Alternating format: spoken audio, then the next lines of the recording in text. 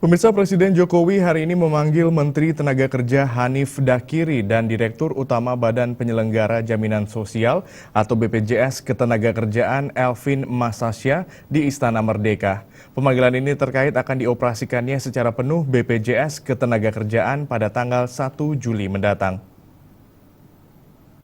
Presiden konsentrasinya Enggak, hanya koordinasi aja untuk Direktur Utama Badan Penyelenggara Jaminan Sosial BPJS Ketenagakerjaan Elvin G. Masasya di Istana Merdeka membenarkan dirinya telah menghadap Presiden Jokowi untuk melaporkan beberapa hal terkait BPJS Ketenagakerjaan, di antaranya tentang pengoperasian secara penuh BPJS Ketenagakerjaan.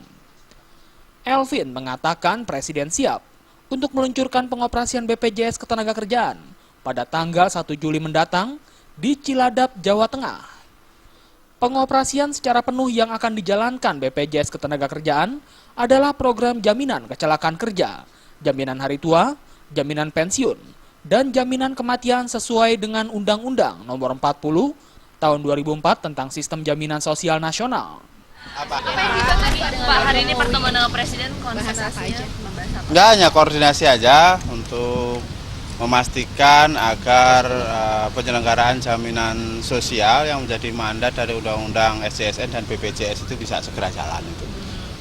Intinya ya nanti akan dirataskan dulu. Keputusannya nanti akan dirataskan dulu.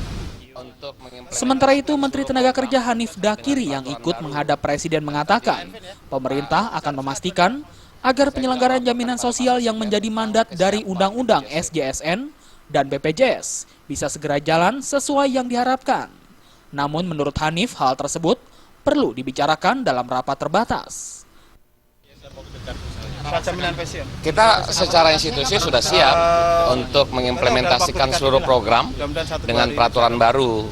Saya juga melaporkan pada Pak Presiden tentang kesiapan BPJS TK untuk membangun perumahan di kawasan-kawasan industri.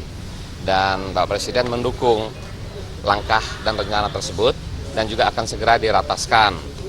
Yang berikutnya saya juga melaporkan tentang kesiapan kita untuk beroperasi penuh 1 Juli 2015 yang insya Allah akan diluncurkan oleh Presiden di Cilacap pada tanggal 30 Juni 2015 ini.